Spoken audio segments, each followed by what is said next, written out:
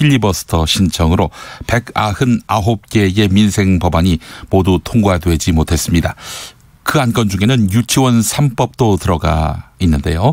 유치원 3법을 대표 발의한 박용진 더불어민주당 의원 기자회견을 열었습니다. 어떤 법안들보다 유치원 3법을 먼저 올려야 한다. 유치원 3법을 위해서 이기적인 정치인이 되겠다. 이런 말을 했습니다. 자, 이야기 들어보겠습니다. 이기적인 정치인 박용진 의원 나와 계시죠? 네, 안녕하세요. 박용진입니다. 네. 예. 유치원 3법 연내 국회 처리가 불투명해졌다라고 말씀드리면 상당히 좀 슬프실 텐데 네. 실상이 그런가요? 지금 뭐 상황은 아주 어렵죠. 왜냐하면 이제 지금 한 치 앞을 볼 수가 없어요. 뭐 만약 선거법이 어느 정도 그래도 이제 서로 합의하에 통과가 된다고 하면 네. 뭐 반발과 비판이 상호간에 있겠지만 네네네. 그게 큰 흐름을 방해하진 않을 텐데 합의를 하지 않은 채로 이렇게 하게 될 경우에 그 후폭풍이 어떻게 될지 모르는 상태고요. 네. 그렇게 되면 뭐 공수처법이라든지 이런 걸 통과시키는 것도 정말 그 연말 정국이 아주 뭐 살얼음 같은 상황이 될 테고 유치원 3법을 비롯한 어린이를 위한 법안들이 행여나 이 와중에 일일돼 버린다. 네네. 봐서 걱정스러운 상황입니다. 네. 지금 여당 지도부는 유치원 3법은 좀 미루고 선거법 개정안이라든지 검찰개혁 법안 이런 것들을 우선 처리하려는 그런 흐름이 보입니다. 어떻습니까? 네. 실상은? 뭐 당이 사활을 걸고 있는 그 개혁법안이 공수처 관련 법 2개가 있죠. 이것 때문에 지금 초긴장 상태이고요. 또 네. 이거를 위해서 그 개혁연대를 만들어내려면 선거 관련한 법안에 대해서 또 이제 한 150석 이상을 단단히 묶어놔야 되니까 네네네. 당 지도부로서는 뭐 여기 사활을 거는 것이 맞습니다. 그러나 유치원 3법 같은 경우도 당론 법안이고 또 대통령께서 여러 차례 공개적으로 이 문제에 대해서 언급을 하신 바가 있고 꼭 통과돼야 된다고 말씀을 하신 바가 있고 네. 또 우리 국민들의 지지도 지난 1년 동안 여론조사가 두세 차례 있었는데 그때마다 70% 이상 80% 가까이 이렇게가 네. 이 법안이 통과되는 거에 역시 사력을 다해야 되는데 당 지도부는 일단 그 선거법을 통과시키고 나면 어쨌든 그 격렬한 반대의 어떤 예봉은 꺾일 거다. 이런 기대가 있고요. 그래서 유치원 3법도 비교적 순조롭게 통과될 수 있을 것이다 이렇게 보고 그렇죠. 있는 겁니까? 이제 후순위 배치 이렇게 하는 건데. 네. 근데 이제 우리 국민들이 걱정하시는 거는 이게 통과되고 나서 이 후폭풍이 크고 이 정쟁이 드세졌을 때 과연 거기까지 밀고 갈 수 있을까 이런 걱정들을 지금 하고 있고 저라도 이 지도부의 이런 고민이랑 전술 고민을 국회 운영 방식에 대한 고민을 알면서도 네네. 저라도 계속해서 유치원 3법이 있다. 아이들을 위한 법부터 통과시켜야 된다. 계속 이렇게 주장을 하기로 마음 먹고 이렇게 말씀을 드리는 겁니다. 유치원 3법의 아버지라는 별명도 있으세요. 네. 예. 그리고 또 실제로 박용진 의원이 그때 유치원 3법 제정할 당시에 국민들이 굉장히 박수를 많이 보냈던 그런 기억도 납니다만은. 네. 그런데 자유한국당도 나름대로 수정안을 만든 것 같아요. 근데 이 양반들이 이 양반들이라고 하셨어요. 네. 진짜 뭐 말이 거치게 나오지 않을 수가 없는데요. 네네네. 1년 전에 이 법 논의할 때 그 온갖 식당 유치원의 식당과 치킨집에 비유하고 이제 이랬었어요. 어떤 비유였어요? 아니 뭐 그 유치원의 유아들의 부모님들이 낸 돈은 그 식당과 치킨집에서 음식을 사 먹고 사장님에게 주는 음식값이다. 그 돈을 어떻게 쓰고 그 돈으로 명품백을 사든 뭐 성인 용품을 사든 무슨 상관이냐. 왜 이거를 회계 투명성 안에 넣으려고 그러고 왜 이거를 처벌하려고 그러냐. 이게 참. 이중회계를 만들어야 된다. 처벌 대상이 되면 안 된다. 뭐 이런 말도 안 되는 주장들을 계속 해오더니 네. 330일 동안 그럼 좀 더 협상해 봅시다 하고 패스트트랙을 걸어놓고 양보한 안을 저희가 냈는데 그 양보한 안에 대해서 이런 방법 얘기도 안 하고 330일을 이른바 패스트 트랙이라는 이름의 필리버스터를 한 거예요. 이미 332동안 필리버스터를 해놓고 이제 와서 또 필리버스터 하겠다고 발목 잡고 수정안을 이제 와서 또 내고 아니 이렇게 하면 어떡합니까? 네. 수정안에 안 해보면 또 무슨 그 유치원 한유총에서 그렇게 주장하는 우리한테 시설 사용료 내놔라 국가를 상대로 임대 장사를 하겠다는 노골적인 이야기를 그렇게 하고 있는데 네네. 아니 뭐 받아줄 수 없는 수정안을 내놓고 수정하라고 그러고 발목을 잡아놓고 한유총 호주머니 불리려고 하는 의도를 뭐 노골적으로 드러내고 있고 네. 답답합니다 정말. 자 그래요. 그 시설 사용료와 관련해서 처음 들어보시는 분들도 있을 것 같아요. 그 지금 자유한국당 안에 시설 사용료 조항을 넣자 이런 거 아니에요? 자유한국당은 두 가지인데요. 네. 하나는 그 이중회계. 이중회계. 그래서 회계를 둘로 쪼개가지고 네. 정부로부터 받는 돈과 학부모로부터 받는 돈을 따로따로 기재하게 해서 정부로부터 받는 돈은 엄밀하게 쓰고 학부모로 받는 돈은 이건 치킨값이니까 신경 쓰지 마라. 뭐 이런 회계를 만들겠다는 거예요. 아니 그럴 이유가 뭐가 있어요? 그렇게 되면 어떤 일이 벌어지느냐면 이거를 왜 자유한국당에서 옳다구나 생각하느냐면 네. 자유한국당 의원님들 중에서 그 사립 초등학교, 중학교, 고등학교 운영하시는 분들 계시잖아요. 이분들한테는 이게 얼마나 호재냐면 앞으로 사립 초중고등학교도 유치원도 학교인데 유치원도 이중장부 만드는데 우리도 이중장부 만들게 해주라 이런 겁니다. 네네. 이러니까 안 되는 거고요. 그다음에 두 번째로 아까 말씀드렸던 그 시설 사용료요. 그래서 지금 뭐라고 써놨느냐면 교육환경 개선 분담금이라고 되어 있는데 네. 이게 뭔지를 정확하게 말하진 않는데 이것을 교육부 쪽에서는 이게 임대료다 시설 사용료 내놓으라는 얘기다라고 지금 보고 있습니다. 네. 근데 이 부분도 말이 안 되는 게 유치원이니까 그렇게 해준다고 그러면 초등학교, 중학교, 고등학교, 대학교도 옳았구나 잘됐다. 우리 사립 초중고등학교, 대학교의 건물과 땅을 국가가 대신해서 국가가 해야 될 교육을 우리가 대신해서 해주고 있으니까 돈 내놔라 이럴 거예요. 네.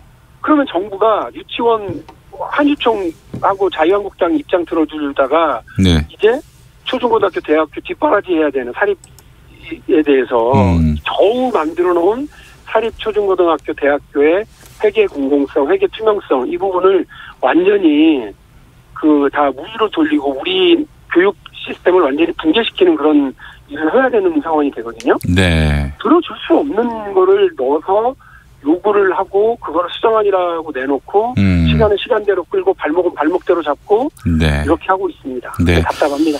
자유한국당이 이제 5대 법안에 대해서 필리버스터를 보장하라고 더불어민주당에 요구하고 있습니다.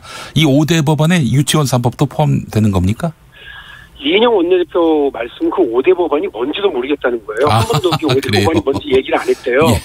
그리고 그 유치원 3법이 들어간 거는 맞는 것 같아요. 네네. 이분들이 이거는 반드시 발목을 잡아야 되겠다 하는 것 같은데 네. 저는 330일이나 사실상 필리버스터를 하셨으면 이제는 330일 동안 필리버스터를 했다. 한 거죠. 330일이 뭡니까? 작년부터 1년 2개월 동안 하신 거예요. 필리버스터를. 네. 예. 근데 이분들이 자유한국당 분들이 양심이 있으면 찬반 투표로 바로 들어가야 되고 찬반 투표는 찬성 토론, 반대 토론이 보장이 되어 있습니다. 그러면 거기서 왜 박용진이 주장하는 유치원의 회계 투명성이 문제가 있고 유치원의 공공성의 운영이 왜 문제가 있는지 얘기를 하셔야지. 네. 유치원을 그 회계 투명성을 보장하라 그랬더니 돈 더 내놔라 하고는 말도 안 되는 얘기를 주장하고 네. 유치원을 아주 공공성을 확장하기 위해서 노력하자라 그랬더니 유치원은 사유재산이다. 왜 사회주의적 방식으로 얘기하냐. 말도 안 되는 얘기들을 방법으로. 딴소리를 하세요. 그래서 정말 답답합니다. 예. 한국당 지도부하고 한국유치원총연합회가 유착관계다. 이런 의혹을 제기하셨더군요. 이미 오래전부터 그런 얘기가 있었는데 네. 그때는 그냥 서로 주장이 같더라. 그리고 일부 언론에서 보도한 것처럼 자유한국당의 교육위원분들 일부에게 네. 한유총 측에서 조직적으로 후원금을 보냈다더라. 네. 사실로 확인을 했고 예. 이런 것들을 보고 유착관계 아닌가 의심을 했지만 이번에 KBS가 단독 보도한 내용을 보면 네. 자유한국당의 대표가 누구십니까? 황교안 대표시잖아요. 이분이 변호사 시절에 한유총에 자문을 해주고 고문 변호사 역할을 하신 거예요. 돈을 받고. 그런데 그분이 이야기했던 유치원의 사유재산 그리고 유치원에 대한 시설사용료 지급 이런 논리를 법적 논리를 이때 이분이 자문을 하고 고문 변호사 맡으면서 제공을 했다는 겁니다. 네. 그러니까 제가 지금 조금 황당한 건 와 이런 세상에 이분이 변호사한테 제공한 논리를 한유총이 들고 이야기를 하고 이거를 그대로 받아서 법안 심사 과정에서 그리고 지금까지도 자유한국당이 주장하는구나. 네. 이거 하나와 나경원 원내대표가 원내대표를 맡으면서 유치원 3법의 통과 가능성을 완전히 무로 돌려놨었거든요. 네네네. 그래서 이거 왜 그러나 이전에 김성태 원내대표 때는 안 그랬는데 네. 그러면서 들여다보니 이분이 이사를 맡았던 흥신학원, 네. 홍신학원에서 10년간 이사를 맡았는데 이 홍신학원이 운영하고 있는 여러 학교들이 시설 사용료를 제대로 분담하지 않고 또 네. 동생이 운영하고 있는 사립 유치원에 네. 35년간 엄청나게 싼 30% 정도밖에 되지 않는 이런 시설을 임대해주면서 네. 지금 그래서 시민단체로부터 고발되어 있는 상태거든요. 예, 알겠습니다. 이해관계가 똑같구나 이분들이 이런 생각을 했습니다. 네, 알겠습니다. 박용진 의원님 오늘 말씀 잘 들었습니다. 예, 감사합니다. 네, 자유한국당 김한표 의원이 유치원 3법 수정안 대표 발의를 했는데 내일은 김한표 의원의 반대 입장을 들어볼 수 있도록 최선을 다하겠습니다. 섭외가 된 건 아니고요. 자유한국당 의원들 저희가 날마다 섭외하는데 어떻게 이제 섭외가 잘 안 됩니다. 하여튼 내일 하루 동안 열심히 노력해서 섭외를 한번 해보도록 하겠습니다. 초유의 섭외 예고 방송을 했습니다. 저희가 출연 예고 방송이 아니라 라디오 정보센터 다녀오겠습니다. 조진주 씨가 준비하고 있습니다. 검찰이 유재수 전 부산시 경제부시장에 대한 감찰 중단 의혹과 관련해 오늘 오전부터 실시한 청와대 압수수색이 6시간여 만에 종료됐습니다. 검찰이 청와대 압수수색을 시도한 데 대해 민주당은 검찰이 정치를 해서는 안 된다고 비판했습니다. 한국당과 바른미래당은 검찰 수사에 협조하라고 촉구했습니다. 청와대는 김기현 전 울산시장 측근 비리 수사를 촉발한 최초 첩보는 청와대 민정비서관실 다른 행정관이 외부에서 제보받아 정리 보고한 것이라며 고인이 된 검찰 수사관은 문건 작성과 무관한 것으로 확인됐다고 밝혔습니다. 한국당을 제외한 이른바 4+1 협의체가 예산안 협상을 시작으로 공식 가동에 들어갔습니다. 협의체는 오는 6일까지 최종안을 마련하기로 했습니다. 자유한국당 나경원 원내대표가 원내대표 임기 연장의 뜻을 접었지만 어제 당 의결기구인 최고위원회의 교체 결정을 두고 당내에서 비판이 이어지고 있습니다. 지금까지 라디오 정보센터 뉴스였습니다.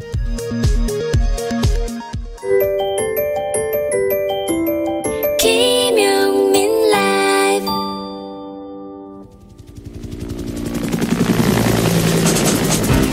대한민국 국회의원의 하루 24시간 1440분 86,400초 1분 1초도 허투루 쓰지 않는 국회의원들의 일거수일투족을 가장 가까운 곳에서 따라가 보겠습니다.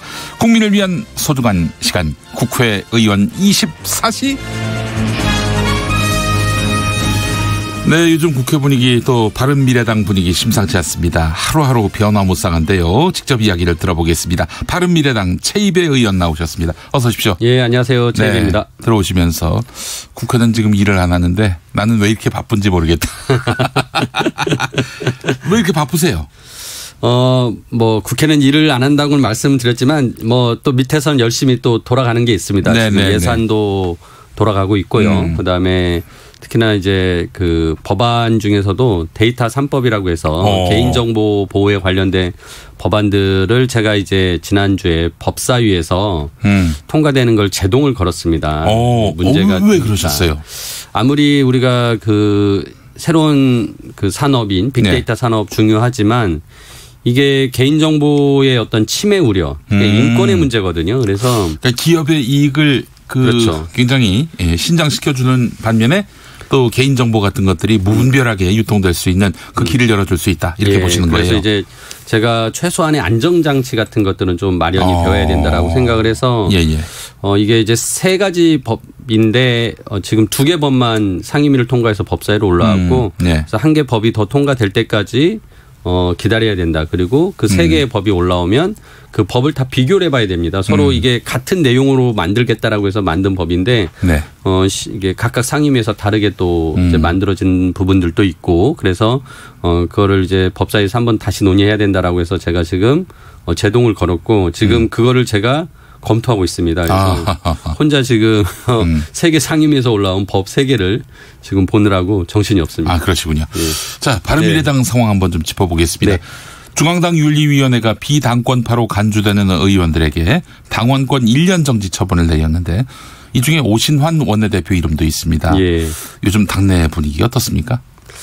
그 이제 오신환 원내대표가 징계를 받은 이유는 지금 이분들이 변화와 혁신을 위한 모임이라고 변형 모임을 하시는데 변형 모임의 대표가 원래 유승민 전 대표였습니다. 그렇습니다. 그런데 몇 주 전에 이제 유승민 전 대표가 이 변형 모임의 대표 즉 신당을 만드는 추진을 하고 있는데 이 대표 자리를 오신환 원내대표에게 맡겼습니다. 그런 바람에 현재 바른미래당의 원내대표가 새로운 당을 만들려고 하는 모임의 또 대표를 맡고 있다라는 것은 너무 이제 맞지 않는 거죠. 상식적이지 않은 부분이다. 뭐 이제 이런 부분 때문에 이제 당원들이 윤리위원회 징계를 해달라고 제소를 했고 윤리에서 이제 아무튼 이것을 결정을 했습니다. 그래서 당원권 1년 정지가 나왔는데요.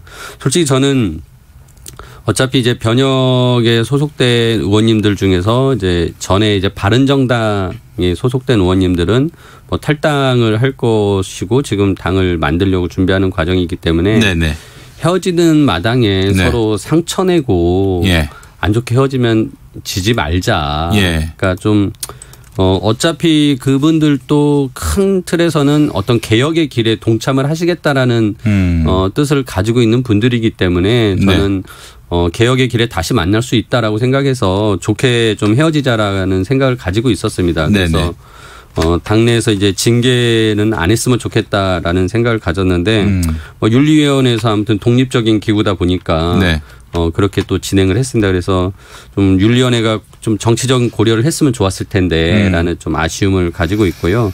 실질적으로 또 이게 실익이 없습니다. 원내대표를 당원권 정지를 했는데 원내대표직은 또 계속 유지를 할 수가 있거든요. 그렇죠. 그 원내 지도부와 당 지도부는 다르니까요. 그러니까 물론 다르지 않은 정당도 있습니다만. 이제 그거는 또 국회에 또 처리가 있기 때문에 결국 실익이 없는 좀 불필요한 좀 징계였다라고 생각해서 좀 아쉽게 생각을 하고요. 아무튼 지금 남아 있을 이제 당권파 의원님들과 또 변혁의 모임에 참여하는 비례대표 의원님들이지만 그분들이 이제 탈당을 할 수는 없거든요. 의원직을 던지지 않는 이상은. 그래서 그분들과는 계속 또 이 당을 같이 가야 되기 때문에 좀 그런 고려를 해서 징계를 안 했으면 좋았을 텐데라는 아쉬움이 듭니다. 지금 비례대표면서 변혁 쪽으로 기운 국회의원이 누굽니까? 바른미래당 의원. 지금 6분이 계십니다. 그래서 거기에 뭐 신용현, 김사마, 김수민, 이동섭, 이태규, 김중로 이렇게 이제 6분의 의원님이 계시는데요. 다 저 안철수 의원 계열이네요. 뭐 이제 그렇게들 이제 보고 계시죠. 그래서 근데 그분들은 뭐 안철수 대표의 어떤 메시지를 기다리고 계신데 지금 안 오고 있어요. 그리고 저는 쉽게 오지 않을 것 같다는 생각을 하고요. 그러면서 그분들이 이제 탈당하지 않고 계속 바른미래당에 남아 있으면 같이 저는 제3지대 통합에 합류하실 분들이라고 생각을 합니다. 근데 저는 말이죠. 뭐 총선이 코앞인데 이쯤 되면은 의원직을 던져도 되지 않을까.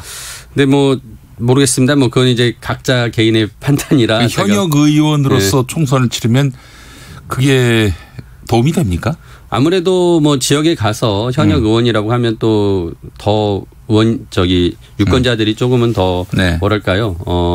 의원으로서의 어떤 그 가치를 더 본다고 할까요? 네. 뭐 그런 게 있지 않겠습니까? 그래서 저는 이제 그 바른정당과 국민의당이 합당할 때는 굉장히 저도 적극적으로 추진했는데 네. 어떤 이제 근본적인 차이가 좀 나온 겁니다. 그러니까 네. 국민의당은 처음 시작할 때 이제 다당제를 하겠다라고 하면서 제3지대, 제3당을 추진했던 거고 바른정당은 그 새누리당에서 탈당을 할 때 새로운 보수를 하겠다. 그렇죠. 네. 보수 일당이 되겠다라는 목표를 가지고 온 거거든요. 그래서 네. 서로 그런 근본적인 차이가 있어서 결국은 헤어지는 지금 관계가 됐고요. 예. 앞으로 어떻게 되고 최이배 의원님은 또 어떤 계획을 세워놓고 계세요? 저는 이제 바른미래당에 남아서 제3지대에 대한 그 통합정당을 만드는데 네. 아무튼 좀 진력을 하려고 합니다. 그래서 그러면 대한신당하고 손잡습니까? 아마도 전국적으로는 지금 국민의당으로 먼저 같이 시작했던 민주평화당이나 대한신당과 예. 결국 전국적으로는 같이 할 수 있을 거다. 그 외에도 또 새로 제3지대의 기대를 가지고 있는 분들이 같이 할 거라고 생각하는데요. 이제 원칙이 좀 몇 가지 있습니다. 네. 이 제3지대 통합정당에 대한 원칙은 네. 저는 지금 우리 바른미래당이 이렇게 싸웠던 이유가 네. 보수와 연대하냐 통합하냐 이걸 가지고 싸웠거든요. 네. 그래서 이제 통합하는 정당은 통합의 원칙에 일단 보수 연대나 보수 통합의 비읍자도 꺼내지 말자. 우리는 제3지대를 지키는 정당으로서 가자. 그리고 그 안에 이제 두 번째 가치가 저는 민생 경제, 네. 그다음에 공정과 정의, 기득권 타파 이런 걸 위한 개혁을 우리가 추진하겠다. 네. 특히나 이제 먹고 사는 문제인 경제 문제에 대해서는 장기적으로 한국 경제 구조를 개혁할 수 있는 그런 이제 재벌 개혁, 뭐 노동 개혁, 규제 개혁 등 그런 부분들을 제대로 추진하는 목표를 가져야 된다라고 하고 네. 세 번째가 이제 정치 구조의 개혁입니다. 앞서서는 경제 구조 개혁이었다면 이제 정치 구조가 바뀌어야 된다. 그래서 네. 지금 추진하고 있는 연동형 비례대표제를 통한 선거제도 개혁을 통해서 민심이 더 많이 국회에 반영될 수 있도록 하고 네. 그다음에 이제 제왕적 대통령제의 어떤 폐해를 극복할 수 있는 개헌도 네. 같이 해야 된다라고 생각합니다. 알겠습니다. 마지막 하나만 더 말씀드리면 네. 저는 청년 중심 정당이 돼야 된다고 생각합니다. 그래서 세대 교체, 시대 교체에 큰 그런 바람들을 안을 수 있는 청년과 함께 성장하는 정당이 되겠다. 이 네 가지가 제가 제시하는 통합의 4원칙입니다. 알겠습니다. 지금 뭐 선거제도 이야기하셨는데 지금 더불어민주당이 4+1 공조체제에 본격적으로 시동을 걸었습니다. 이 준연동형 비례대표제 연동률 원래는 50%로 얘기했는데 이게 또 더 줄어들 수도 있다 이런 얘기가 나오고 있어요. 지금 정확하게 바른미래당의 방안은 뭡니까? 저희는 4월 달에 패스트트랙을 이제 지정했던 그 이제 225석 지역구 225석 대 75석 비례대표 75석의 원안을 지켜야 된다고 생각을 합니다. 그래요. 근데 이제 다만 그렇게 되면은 지역구 의석수가 호남에서 많이 줄다 보니까 민평당이나 대한신당에서는 이제 반대의 목소리가 나오고 있어서 결국은 이 연동형 비례대표제가 결국 도입되는 게 더 중요하다라는 생각을 한다면 통과의 가능성을 높이기 위해서 현실적으로 지역구 의석수와 비례 의석수를 좀 조정할 필요는 있겠다. 민주당도 그런 입장이에요. 근데 이제 저는 너무 그게 과도하게 지금 뭐 250대 50이라고 어저께 막 언론에서 나오는데 그러면 뭐 지금 253석 대 47석인데 의미가 없죠. 그래서 그렇게까지 과도하게 가는 건 아닌 것 같고요. 그래서 하여튼 원안에서 협상 가능성에서 타결 가능성을 높이는 방향으로 조금은 수정할 수 있겠다라는 생각합니다. 바른미래당에선 최대 지역구 몇 석? 저는 개인적인 생각인데요. 지금 협상 중이라 제가 당의 입장으로서 얘기할 수는 없지만 저는 260석까지는 240석 지역구 240석 비례대표 60석까지는 지켜야 된다는 생각을 합니다. 저 깜짝 놀랐습니다. 알겠습니다. 마지막으로 하나만 더 여쭤보겠습니다. 요즘 검찰의 수사가 청와대에 이제 말하자면 칼날이 겨뉘어져 있습니다. 오늘 청와대 압수수색 시도도 있었는데 요즘 그 청와대를 둘러싼 일련의 논란들 또 검찰을 둘러싼 일련의 논란들 어떻게 보고 계십니까? 저는 처음에 그 유재수 전 부산시장에 대한 부시장에 대한 사건이 나왔을 때 청와대가 또 해명을 했고요. 그다음에 김기현 전 울산시장에 대한 문제도 청와대가 해명을 했습니다. 그래서 청와대 해명이 일견 타당했기 때문에 네. 뭐 큰 문제는 없지 않겠느냐라는 생각을 했었는데요. 근데 최근에 이제 그 행정관을 했던 수사관 한 분이 이제 네. 자살을 하지 않았습니까? 네. 이제 이 문제를 보면서 네. 이게 뭔가 석연치 않은 부분들이 있다라는 생각을 가질 수밖에 없는 상황이 돼버렸습니다. 특히나 지금 여당에서 이런 상황을 검찰이 신속하고 어떻게 보면 철저하게 수사를 해서 네. 진실을 밝혀내야 되는데 오히려 이제 검찰 수사에 대해서 너무 또 비판적인 목소리를 내므로써 이게 또 검찰과 청와대 간의 갈등으로 지금 증폭되고 있거든요. 네. 좀 안타깝다는 생각이 들고요. 결국은 이거를 진실을 밝히는 건 결국 검찰의 몫이 될 수밖에 없잖아요. 네. 청와대가 아무리 해명을 한들 네.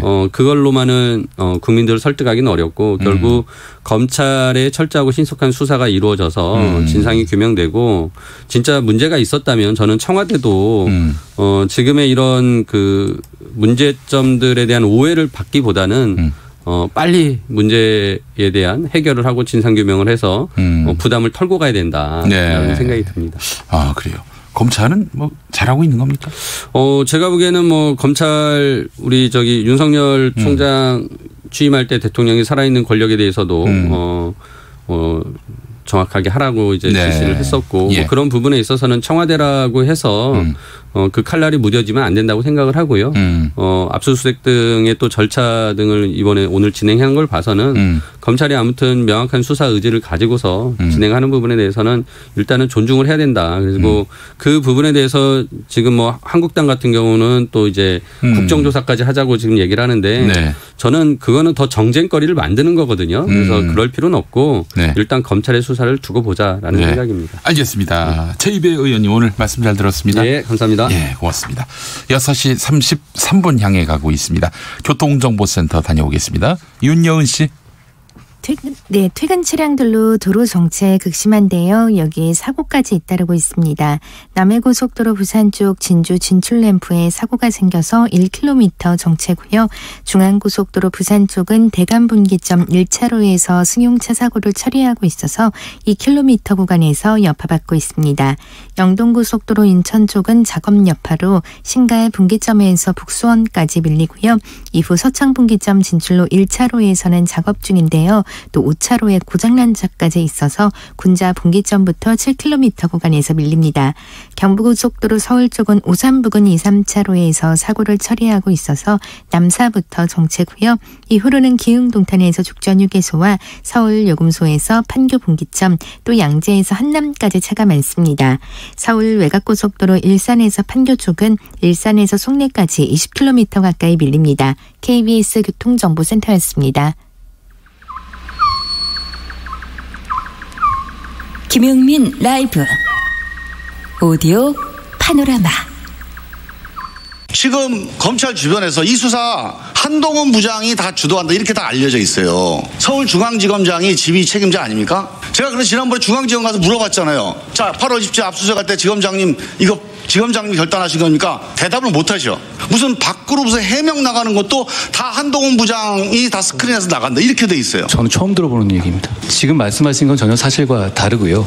대검찰청에 대한 국정감사. 김종민 더불어민주당의 질문. 한동훈 반부패 부장의 답변.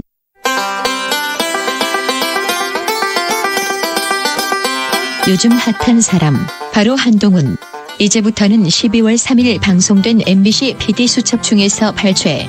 기자는 왜 검사와 친하려 하는가? 검사의 이야기.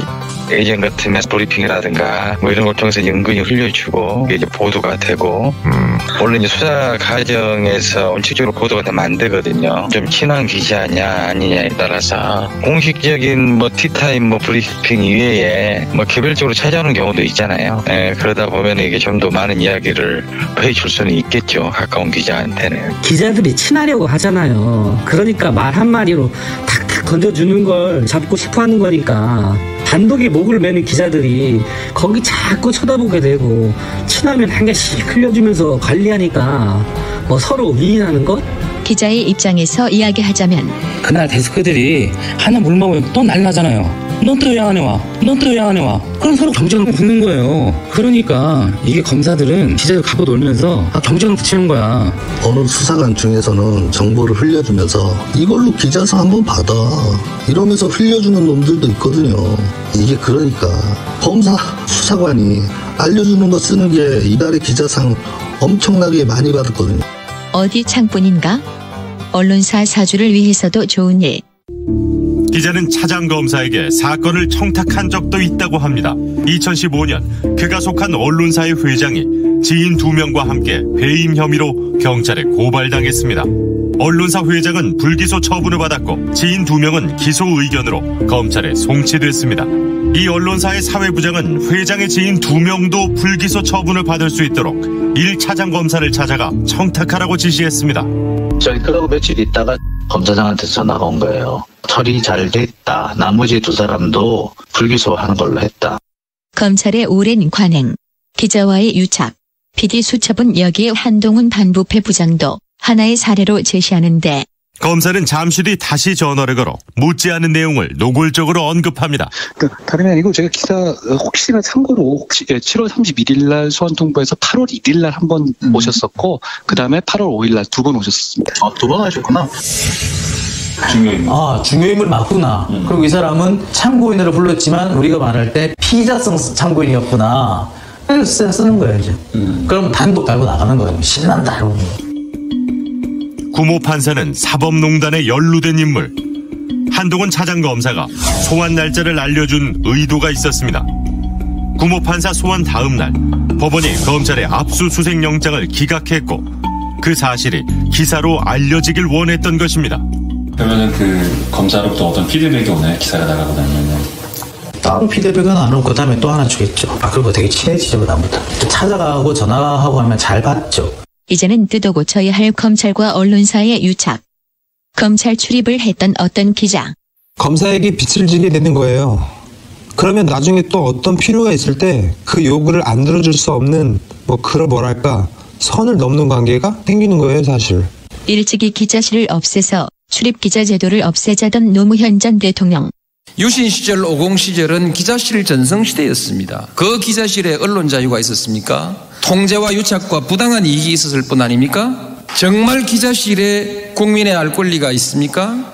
발로 뛰어서 정보를 찾아서 기사를 써야 국민의 알 권리가 충족되는 거 아닙니까? 그동안의 국민의 알 권리를 충족했다 싶은 좋은 기사들 중에서 기자실에서 나온 기사는 없습니다.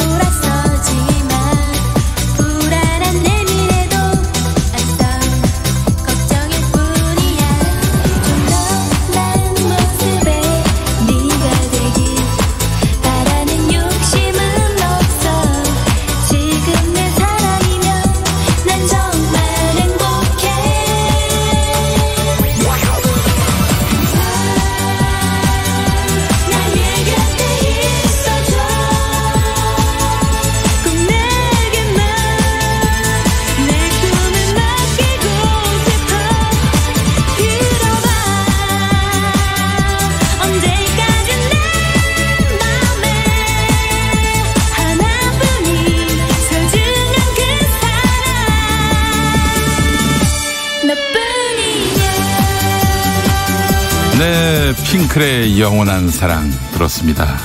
저희 방송에 이 노래가 다 나오는군요. 많은 분들이 또 놀라셨어요. 네. 자, 핑클의 영원한 사랑도 나갈 수 있는 여기는 KBS 1라디오 김용민 라이브입니다. 자, 오늘 퀴즈 정답은 산타였습니다. 자, 오늘 퀴즈 정답 보내주신 분들 중에 한 분께 아침을 바꾸는 활력 코업에서 건강기능식품 드리고요. 또 추첨을 통해서 모바일 커피 쿠폰 보내드리겠습니다. 이거 먼저 말씀드리는 이유가 또 깜빡하고 다음 코너로 넘어가기 때문입니다. 미리 말씀을 드립니다. 자, 그래요.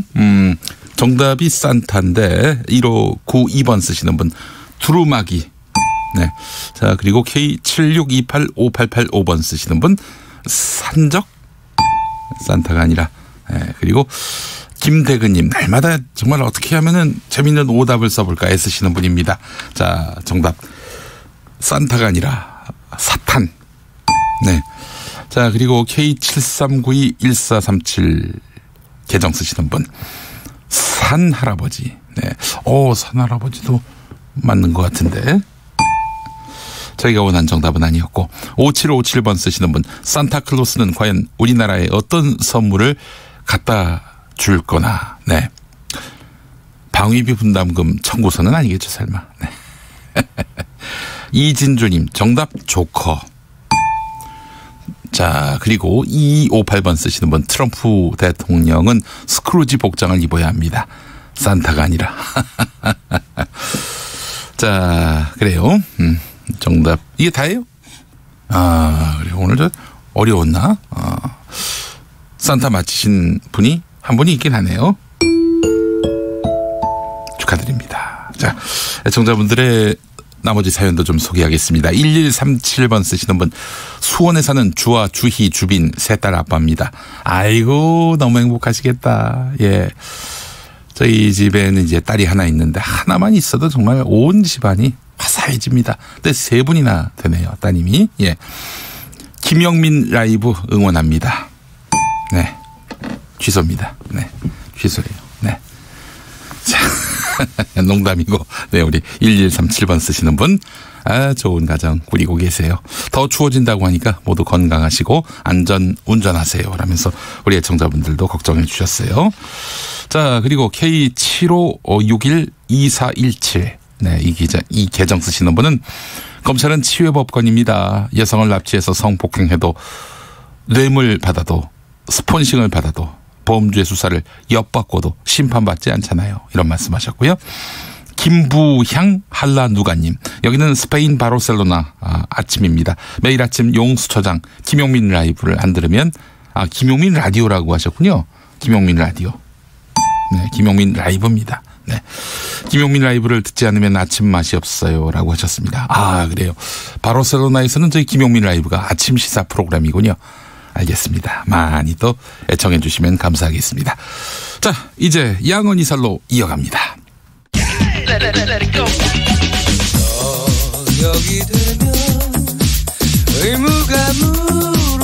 김용민 라이브를 듣고 계시죠? 처음에 만난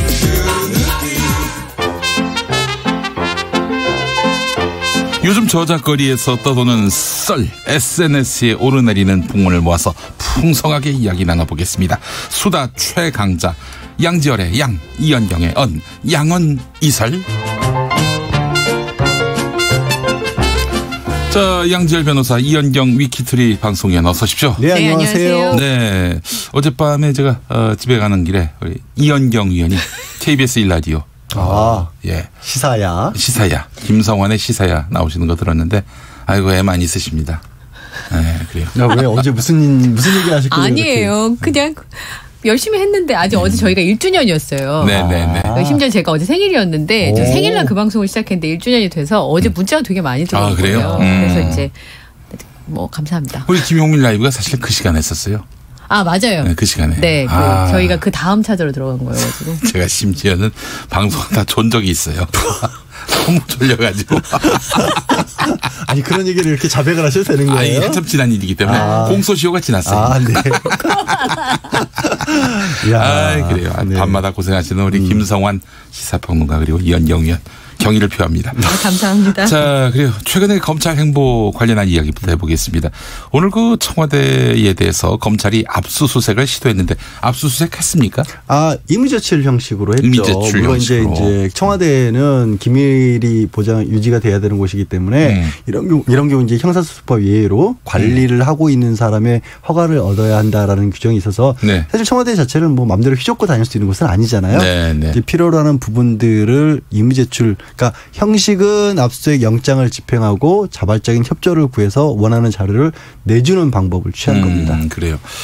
뭐 선례가 없진 않습니다만은 그 여당이나 청와대에서 바라보는 시각은 매우 민감합니다, 사실.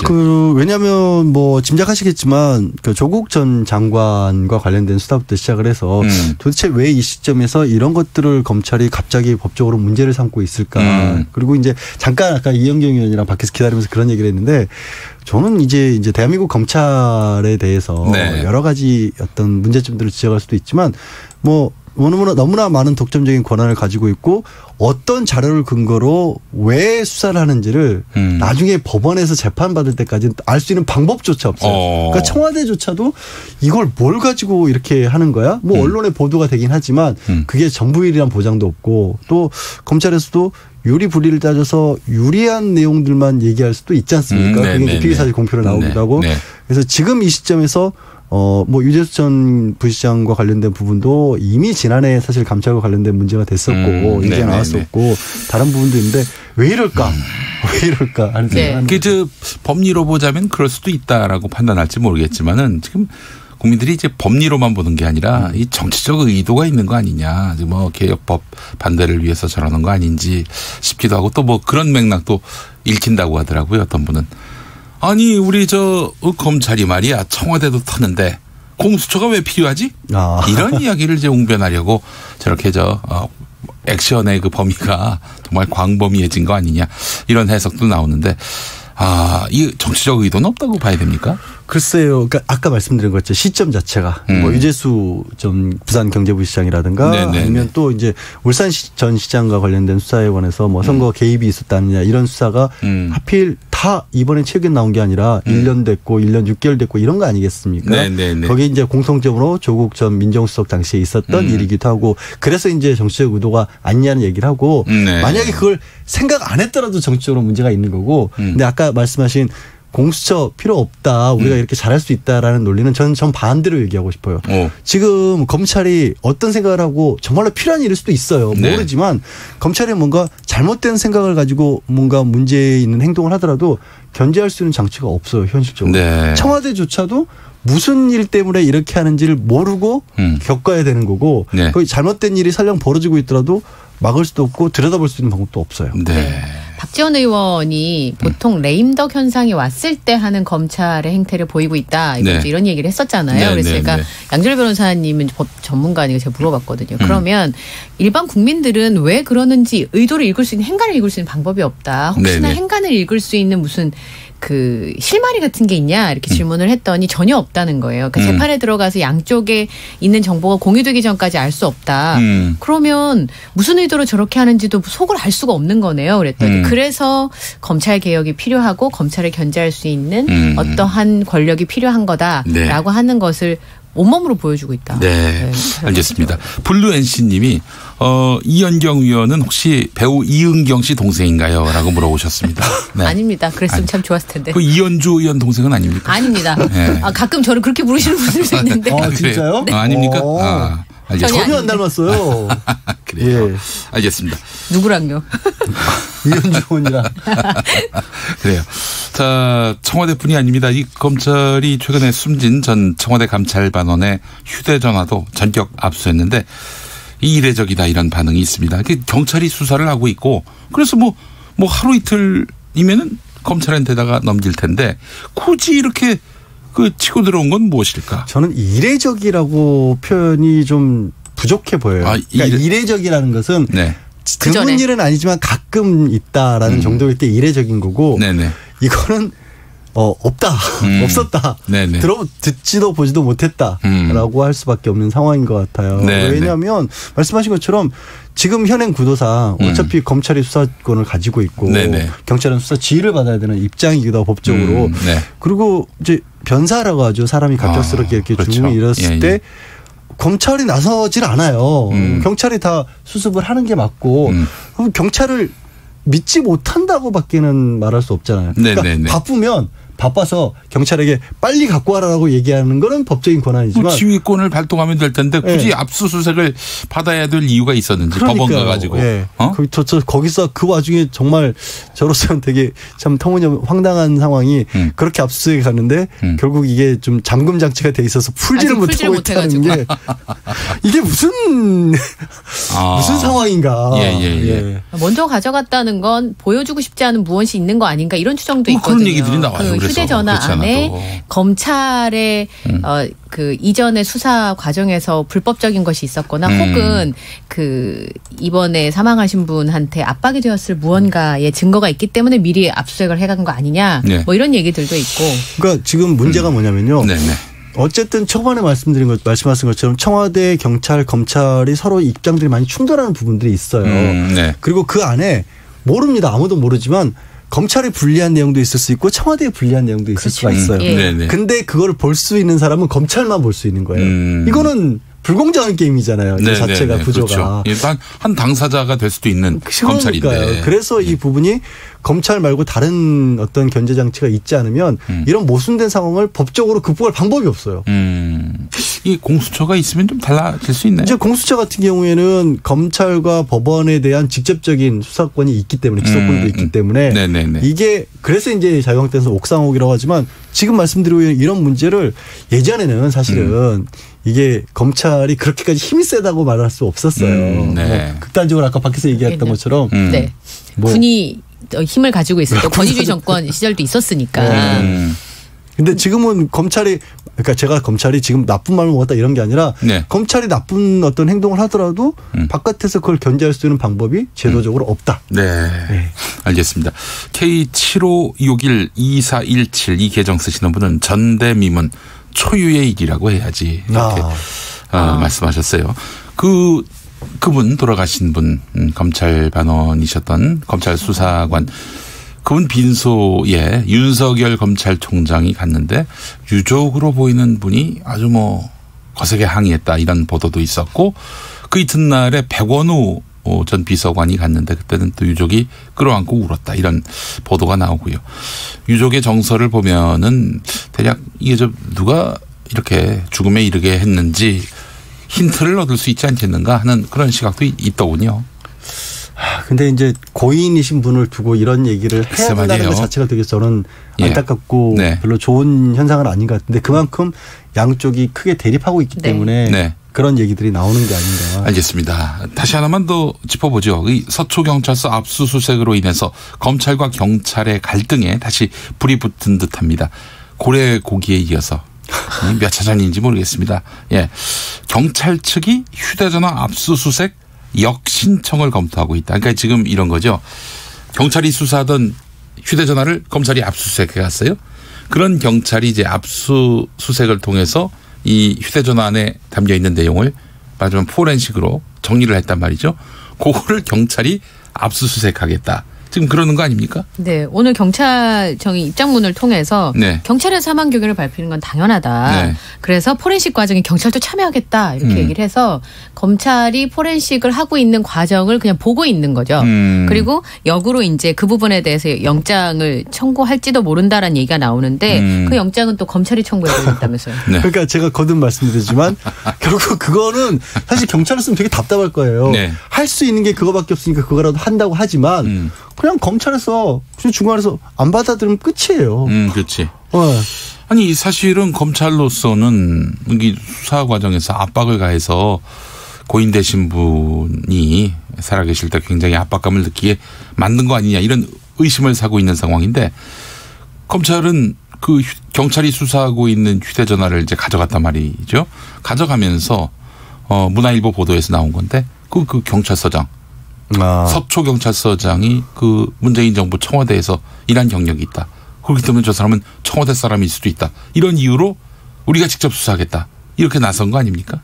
근데 그거는 그 보도에 대해서 이제 서초 경찰서장께서 굉장히 격분할 수밖에 없죠. 왜냐하면 경찰 본연의 임무인 경호팀 일을 하신 건데 네. 그건 경호는 정치하고 아무 상관이 없잖아요. 글자 그대로 그 청와대 경비하는 업무인데 그런 의미에서 보면은 지금 검찰이 그 유죄 추정 원칙으로 좀 수사하고 있는 게 아닌가 하는 생각도 들고 말이죠.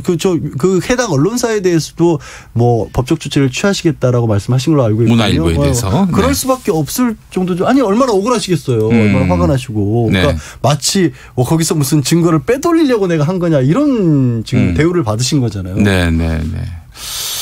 그래요 참. 김도규님 검찰이 청와대도 털고 장관도 털고 대통령도 털지만 자신은 못 털지 않습니까? 라고 하셨고요. 9406번 쓰시는 분 내주가 아니라 내일 파주 갈 일이 있는데 그쪽은 김용민 라이브 몇 번으로 들을 수 있나요? 97.3으로 들으시면 됩니다. 예. 굉장히 친절한 방송이시네요. 주파수 안내까지 다 해드리는 이런 방송입니다. 네. 전대미문의 방송이에요. 네, 자 오늘 양지열 변호사님, 이현정 위원님 두 분 말씀 잘 들었습니다. 네, 고맙습니다. 김용민 라이브는 내일 5시 5분에 돌아옵니다. 좋은 저녁 보내십시오.